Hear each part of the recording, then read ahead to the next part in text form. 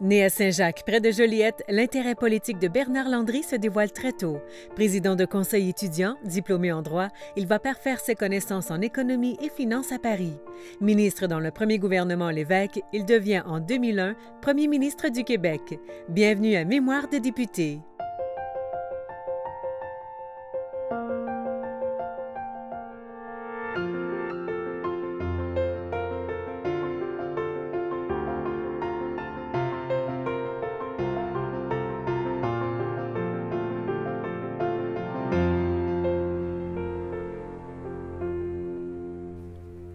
Bonjour, M. Landry.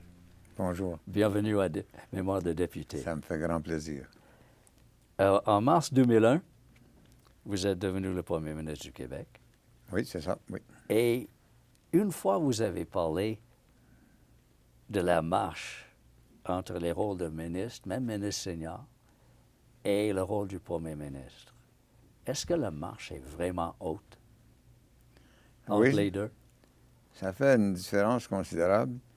Et je me suis rendu compte avec les années que la plupart des députés rêvent d'être ministres et que plusieurs ministres rêvent d'être premier ministre. Mais ça fait toute une différence. Le premier ministre a des épaules très chargées face à l'opinion publique, à la presse, face à son devoir, face à sa conscience. C'est un rôle lourd, difficile, mais noble aussi, quand on est honnête. Il peut être gaspillé par des erreurs d'éthique, mais quand c'est fait de façon éthique, c'est tout à fait vivable. Et vivable, parce qu'on dit quasiment que c'est une tue-personne d'avoir ce job. C'est vrai. Je n'ai pas dit que c'était facile, j'ai dit que c'était vivable. Et il faut dire qu'il y a tout un support autour du premier ministre. Yes, ça.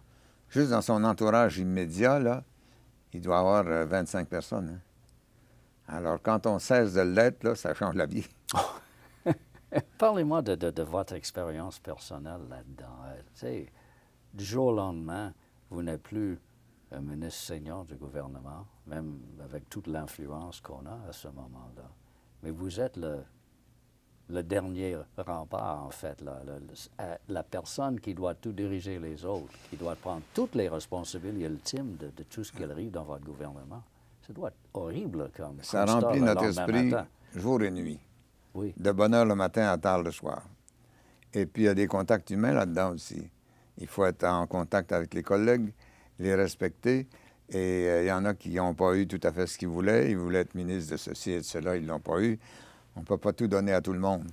Alors, de ce point de vue-là, les remaniements, là, c'est des choses très difficiles. René Lévesque, ça le rendait malade, tellement il trouvait ça dur de changer des postes de ministre, etc. J'ai vécu ça, moi aussi. C'est normal, c'est la vie. Mais est-ce que c'est difficile aussi? Oui, c'est difficile. Parce que des amis, en quelque sorte, non? Il y a des amis, puis il y a des ennemis. Oui. Parce qu'en politique, c'est pas l'amitié totale et complète, bien qu'il y a des amitiés profondes aussi et durables. J'en ai connu plusieurs, moi, qui m'ont ravi. Mais des fois, c'est plus rude que ça. Il y a des vieilles rancœurs, des vieilles rancunes. Celui qui est ministre de ceci puis qui voudrait être ministre de cela, bon, normal, mais difficile à gérer. Parlant du Conseil des ministres, l'opposition vous accuse d'avoir un Conseil des ministres avec 36 membres. Un sort de record dans la nation. Oui. Mais vous dites que c'est une légende urbaine. Comment ça? C'est une légende urbaine parce que c'est pas des ministres, c'était des secrétaires d'État. Et ça ne coûtait pas $1 de plus aux contribuables parce qu'on avait changé le poste d'adjoint parlementaire en secrétaire d'État et la rémunération était la même. Donc, très modeste. Alors, c'est, oui, légende urbaine pour faire tort au gouvernement, pour diminuer son image. Puis la vérité, c'est que ça ne coûtait pas plus cher. Ils venaient au Conseil des ministres uniquement quand un sujet qui était leur champ d'action était concerné. J'ai trouvé qu'on était maltraité par la presse en tout respect. S'il avait dit ce que je viens de dire, là, c'est d'anciens adjoints parlementaires qui étaient payés et qui sont devenus des secrétaires d'État qui ont le même salaire, puis qui ont les mêmes dépenses, puis qui n'ont pas de limousine. Oui, c'est ça, parce que c'est très sexy politiquement d'avoir l'image, de lancer l'image de 36 limousines. On les voit tout alignées. Oui, mais il n'y avait pas 36 limousines. ces secrétaires d'État-là n'avaient pas de limousine. S'ils devaient louer une voiture pour des raisons politiques et ministérielles, ils pouvaient en louer une. Ça faisait partie de leur compte. Mais il n'y avait pas de chauffeur, puis il n'y avait pas de limousine. Pourtant, il n'y a pas un journaliste qui a dit ça. Peut-être parce qu'on ne savait pas. On n'était pas... ouais, c'est pas... J'essaie pas de me défendre. Non, mais mes attachés de presse avaient essayé de... D'où l'idée de légende urbaine, là. Ouais. Mes attachés de presse ont essayé, mais tu sais, ils pensaient qu'ils nous avaient coincés, puis qu'ils nous feraient mal avec ça, puis ils nous ont fait mal. C'est un métier difficile, ministre, un métier difficile, journaliste. Oui, des fois. Pendant la campagne électorale de 2003, c'est pas facile, ce débat-là. Est-ce que vous croyez vraiment que les médias étaient contre vous? Bien, il y a eu un point tournant, là, dans lequel les médias ont joué un rôle. C'est que Jean Charest a dit que Parizeau Oui. persiste et signe. Mm-hmm. Et Pendant puis, le débat. oui. Et c'était pas ça. Le journaliste, M. Franqueur, qui était là à Trois-Rivières ou à Shawinigan, que ça s'est passé, a dit Shawinigan, non, je non, pense, oui. Parizeau n'a jamais dit ça. Mais là, c'était parti dans les médias. C'était faux. Parizeau n'a jamais dit vote ethnique et argent. Et puis, ça a passé. Puis, moi, je pensais que les médias, le lendemain, diraient Charest a menti au peuple durant le débat. Il y en a qui l'ont dit. Il y en a quelques-uns qui l'ont dit. Je l'ai vu encore même dernièrement. On dit que cette aventure n'était pas vraie, mais Parizeau avait pas... C'est un journaliste qui était sur les lieux qui a démenti ça. Il s'appelait Franqueur. Est-ce que Audi Alterem Partem était vraiment la meilleure façon de faire face à ça? Voici, j'ai vu là que la culture n'est pas toujours payante en politique. Dans ma génération, on parlait tous, à cause des collèges classiques, 3 ou 4 langues, dont 2 mortes, le latin puis le grec. Et puis, c'est une banalité en civilisation occidentale, là. Puis en droit aussi, je pense. Oui, et Audi Alteram Partem, aux États-Unis, vous allez entendre ça avec l'accent américain, Audi Alteram Partem. Mais c'est une banalité. Mais ici, ça a été mal pris. Mais ça exprime quoi à ce moment-là? Qu'est-ce que ça veut dire en français que tout le monde va comprendre? Ça veut dire, écoutez l'autre, Oui. soyez juste, soyez honnête. Il y a une version, il y en a une autre, écoutez les deux. Il me semble que c'était normal, ça aurait dû être apprécié, mais ça m'a déprécié. C'est la vie, hein? C'est ça la politique. Mais Est-ce qu'on va se cacher d'avoir fait notre cours classique? non. Est-ce qu'on va se cacher de parler français, italien, grec, portugais, espagnol? Dans mon cas, je suis multilingue. Le latin compris. Mais une fois, prenons seulement, pas la réalité, mais la politique, où c'est, vous savez mieux que moi, que c'est un monde de perception. C'est vrai. Dès que ça a été lancé par Jean Charest au débat, qui était un point vraiment important dans une campagne. Parce qu'avant ça, on menait. Oui. Mais est-ce que tout effort de défaire ce qu'il vient de dire est pas un peu comme essayer de mettre le pâte à dents dans le tube après que c'est sorti? Là? C'est vrai, oui, mais c'était la vérité. Un journaliste présent sur les lieux a démenti Jean Charest.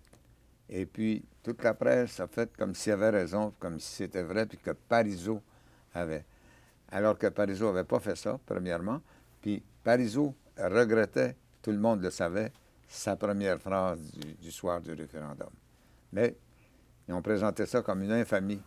Peut-être j'aurais dû me battre un peu plus fort pour dire, écoutez, là, puis le faire pendant plusieurs jours. Puis je pensais que ça se réglerait, que quand le journaliste présent sur les lieux aurait parlé, que ses collègues le croiraient. Ils l'ont peut-être cru, mais ils n'ont pas parlé beaucoup. Oui, peut-être.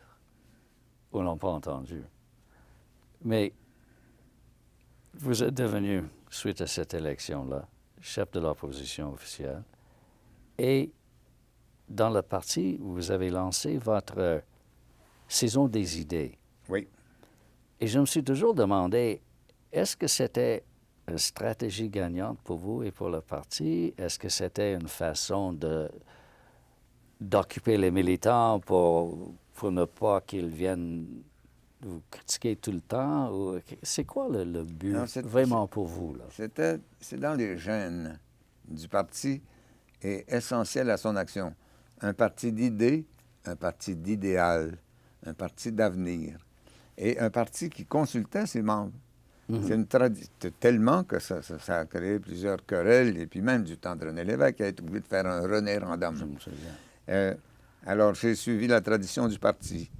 Consulter les militants, parti d'idées, de réflexion et d'idéal. D'où la saison des idées.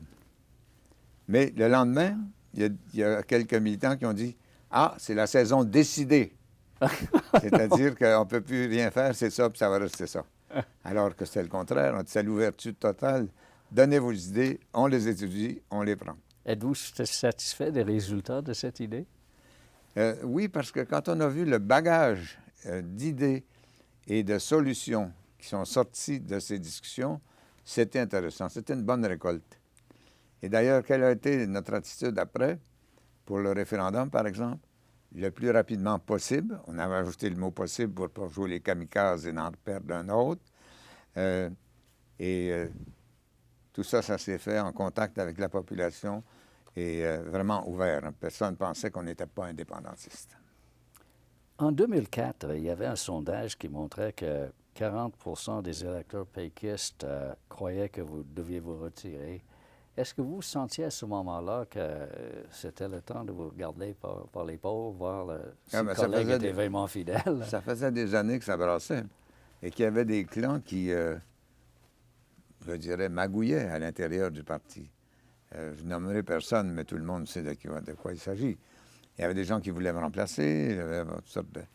Et c'est normal qu'on ait l'ambition d'être premier ministre quand on est ministre. Parfait. Mais il y a des gens qui n'ont pas été très respectueux des normes de solidarité du parti. C'est la vie. Et lors du Congrès national en 2005, vous avez reçu à peu près le même vote que Lucien Bouchard, 76 et sur votre leadership. Mais vous avez démissionné.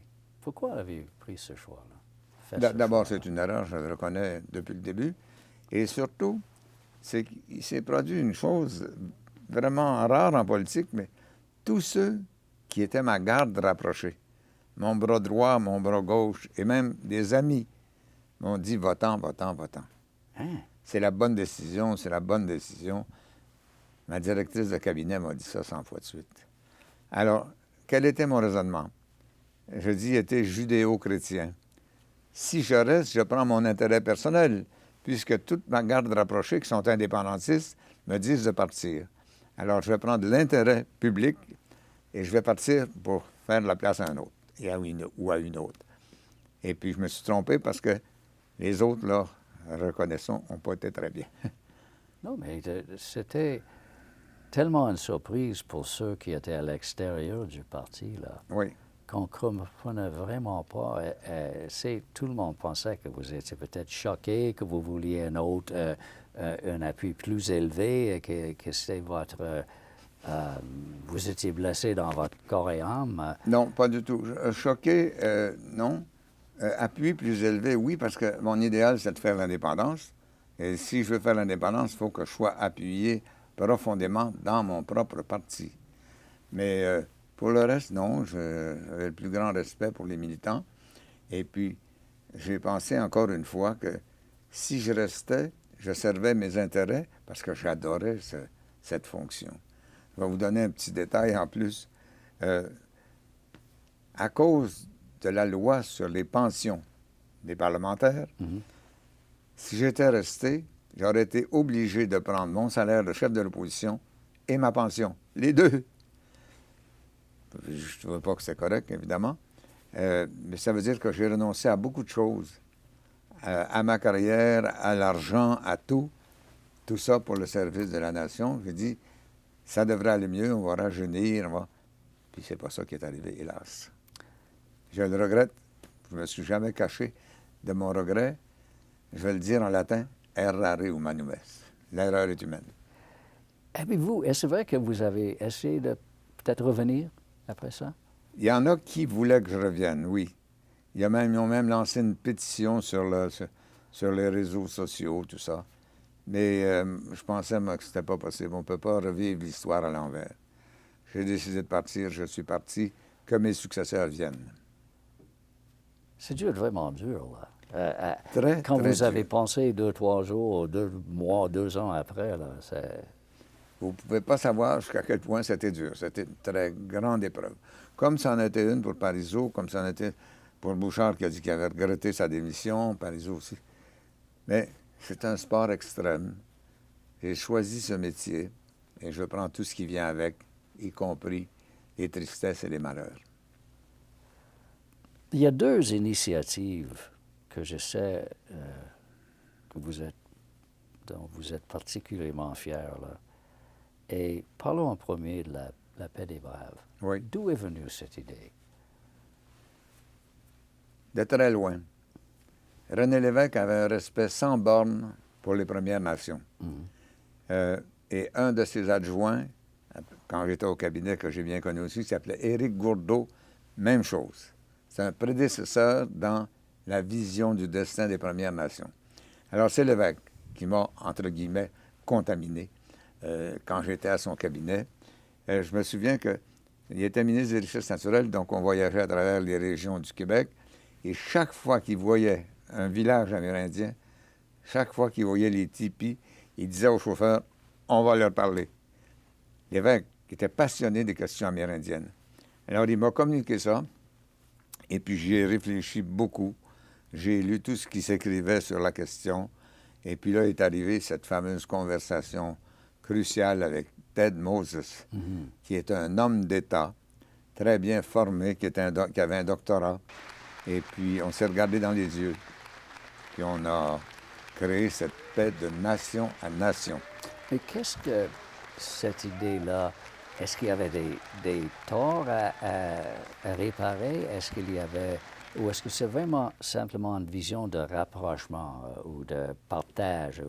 C'était une question de justice aussi. OK. Le Canada n'est pas un modèle, sauf le Québec, là, Oui. pour les relations avec la paix des Braves, c'est un modèle tellement que les Nations unies se sont inspirées de la paix des Braves pour la Déclaration sur les droits des Premières Nations. Alors, c'était alimenté par la justice, l'équité pour le passé comme pour l'avenir. Et c'était fabuleux, le résultat. J'ai appris, il n'y a pas longtemps, que le niveau de vie des Cris a rejoint celui des Québécois depuis la paix des Braves. C'est fantastique, hein? Oui. On a beau faire des sacrifices pour les pays en développement, pour l'Afrique, tout ce qu'on veut. Commençons donc par ici. Et avec la paix des Braves, c'est ça qu'on a fait. Puis j'espère que le Canada va s'en inspirer pour ses relations avec les Premières Nations. Et c'est plus difficile là-bas. C'est plus difficile, mais nous autres, on l'a eu là, par une conversation fabuleuse avec Ted Moses. Comment est-ce qu'elle est arrivée, cette conversation? Bien, on était devant les tribunaux depuis des années. Ah. C'est les avocats qui faisaient de l'argent avec tout ça. Puis un jour, on a dit, bien, peut-être qu'on pourrait arriver à la paix puis arrêter de se battre sans fin avec des coups énormes devant les tribunaux. Essayons d'aller au fond des choses. Une bonne entente de nation à nation. Et c'est ça qui a mis la place à la paix des Braves. Est-ce que c'était vraiment une conversation tête-à-tête avec Ted Moses que vous avez fait? Oui, j'avais même demandé aux fonctionnaires de se retirer. Ces fonctionnaires et les miens sont retirés. Puis je vais vous la résumer, la nation, la rencontre. J'ai dit, ça a commencé comme ça. Ted, are you Canadian? J'ai dit, no, I'm a Cree. Ted, are you Québécois? No, I'm a Cree. Puis là, j'avais une carte géographique. Puis j'ai dit, Ted, is this Creeland? Puis je montrais le territoire des Cris. Il dit, no, it's Québec and Creeland. Avec ces 3 piliers, on était partis. Puis on est arrivé à la paix des Braves. Le respect mutuel, l'intérêt mutuel, c'est dans l'intérêt du Québec et des Cris. Pas de paix des Braves, pas de plan Nord, par exemple. Hein? Chaque pouce de terrain arrêté devant les tribunaux. Oui. Et ainsi de suite. Les grands barrages qu'on a rajoutés à cause de la paix des Braves. Combien de milliers de mégawatts à cause de la paix des Braves. Alors, c'est pas une petite aventure, hein? Et j'en suis encore heureux et ému. Et j'ai une estime pour Ted Moses sans borne. Oui. Il est venu à mon mariage, d'ailleurs. Ah, c'est bien. Oui. Et il y a aussi l'initiative qui est un peu plus difficile à voir comme dans un package, là. C'est stimuler la vie technologique du Québec. Oui. Ça, c'est plus diffus, là, un peu. Là. C'est plus diffus, mais c'est un succès spectaculaire. Comment êtes-vous arrivé à cette idée-là? J'avais écrit, dans le temps du gouvernement de Lévesque, une politique qui s'appelait le virage technologique. Oui, je me souviens. C'était publié il y a longtemps, et puis j'ai toujours été concentré sur cet objectif parce que je voyais bien que la prospérité, la richesse viendrait de la productivité, des heures travaillées qui rapportent beaucoup, qui permettent de payer des hauts salaires et de monter le niveau de vie de la population. Et le virage technologique, c'était ça, et c'est ça que ça fait. Par exemple, le Québec domine le monde dans le jeu vidéo aujourd'hui. Et dans le jeu vidéo, là, le salaire n'est pas de 8 piastres de l'heure. C'est des 80 000 par année, tout ça. Puis ce sont des jeunes motivés, créateurs. Et c'est fantastique. Et dans les technologies de l'information, en général, c'est des milliers et des milliers d'emplois, plus de 10 000 dans un secteur seulement. Cité du multimédia à Montréal, qui a refait toute une partie de la ville, bien, c'est ça qu'il fallait faire, on l'a fait. Mais c'était plus, corrigez-moi si j'ai tort, mais c'est pas simplement une affaire de création d'emplois. Ah non, c'est plus que ça.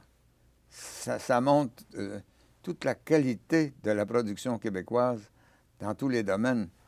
C'est pas juste créer des emplois, c'est créer des emplois hautement productifs, des heures travaillées qui rapportent beaucoup et qui permettent de payer de hauts salaires et des hauts impôts. Oui. Pendant votre carrière, il y a trois premiers ministres, si je me souviens bien, qui vous ont confié une série de portefeuilles à caractère économique. Est-ce qu'il y en a un qui vous a donné le plus de satisfaction dans ces devoirs que vous avez faits? Bien, René Lévesque, sûrement. Et Lucien Bouchard, parce que ni l'un ni l'autre n'avait l'économie comme obsession. Alors, il y avait besoin de se décharger sur quelqu'un pour cette tâche. Et Lévesque l'a fait sur moi, puis Bouchard l'a fait sur moi aussi. Parizeau, il connaissait l'économie parfaitement. Est-ce que la politique active vous manque, des fois? Si je vous disais non, je vous mentirais effrontément. Oui. C'était une passion, c'était au centre de ma vie. C'est pour ça que quand j'ai pris cette décision rapide et erronée de quitter, j'ai fait une erreur que j'ai payée parce que ça m'a fait mal, mais je vis avec. Je vis avec, surtout que j'ai 11 petits-enfants, j'ai une famille, j'habite le long du Saint-Laurent à Verchères, un endroit merveilleux. J'ai des consolations, disons, et le contact avec le public, parce qu'on ne peut pas tourner le dos à la politique. Je ne peux pas me promener rue Sainte-Catherine, me sentir arrêté à tous les 10 pieds par quelqu'un qui me parle de politique, qui me parle d'indépendance. Plusieurs, d'ailleurs, sont reconnaissants, ils disent « Merci de ce que vous avez fait pour nous ». Ça fait du bien au cœur, ça, de se faire dire ça. Et puis ma réponse, c'est de dire « J'ai fait mon devoir, tout simplement. J'ai travaillé pour la patrie ». Et vous continuez, là. Si je me souviens, vous allez souvent en France et Oui. vous faites des conférences, vous donnez Absolument. Et c'était pas simplement devant des étudiants pour leur parler de la pratique politique ou de Non, non. l'économie. Vous poussez l'indépendance du Au Québec. Sénat, en c'est ça? France. Et puis, la dernière fois que je suis allé, d'ailleurs, c'est bizarre, c'est à Belleville, dans une église qui s'appelle l'église Saint-Jean-Baptiste. Et c'était au 24 juin. Et de quoi j'ai parlé? J'ai parlé de l'indépendance du Québec, évidemment. Comment c'est reçu, là, maintenant? Est-ce que c'est, je ne veux pas le dire, mais est-ce que c'est comme quelque chose un peu marginal maintenant, ou est-ce que c'est quelque chose qui, pas juste dans votre esprit, mais dans l'esprit de ceux qui vous écoutent, Ouais. est-ce que c'est vivant, ça? Dans mon esprit, d'abord, c'est pas marginal, je l'ai dit. Oui. Et les nations qui sont indépendantes ont le devoir de l'être, et ainsi de suite. Il y en a encore quelques autres. Donc, ce qui est difficile, c'est la conjoncture. Au référendum de 95, à 50 des conférences sur l'indépendance, ça en faisait partout, puis c'était facile. Là, c'est de dire, ben oui, mais vous avez perdu 2 référendums, et ainsi de suite. Donc, c'est plus difficile. La pente est plus raide, mais ça ne m'arrête pas. Et puis, ça dépend où je parle. Je peux parler en Catalogne aussi. Je peux parler en Écosse aussi. Ils comprennent tout de suite ce que je dis. Mais tous ces référendums ou ces tentatives à date ont failli, là. L'Écosse... Oui, mais ce c'était n'est pas déshonorant, le dernier résultat. Et là, avec le Brexit, là, les Écossais sont en réflexion plus que jamais. Parce que quand ils étaient dans la Grande-Bretagne complètement, ils étaient européens. Donc, libre circulation des biens, des services, des personnes, des capitaux. Et là, avec les ravages éventuels du Brexit, les Écossais vont être encore plus indépendantistes qu'avant. Avec toute votre expérience, mis à part votre démission, est-ce qu'il y a autre chose que vous aurez fait différemment? Avec les yeux d'aujourd'hui, pas... Oui, je pense que ce que j'aurais fait différemment, j'ai toujours essayé d'être près du peuple, et j'aurais essayé de l'être davantage. Les erreurs, par exemple, là, de parler en latin, c'est la culture, c'est pas très, très populaire, ça. Donc, j'aurais pu être plus convivial, ce qui est dans ma nature, d'ailleurs. Je vis dans un village, je suis né dans un village. J'aurais peut-être dû pratiquer ça un peu plus globalement, mais en tout cas, j'ai fait ce que j'ai pu, puis ça n'a pas été si mal. J'ai été premier ministre du Québec. Merci d'être venu nous voir.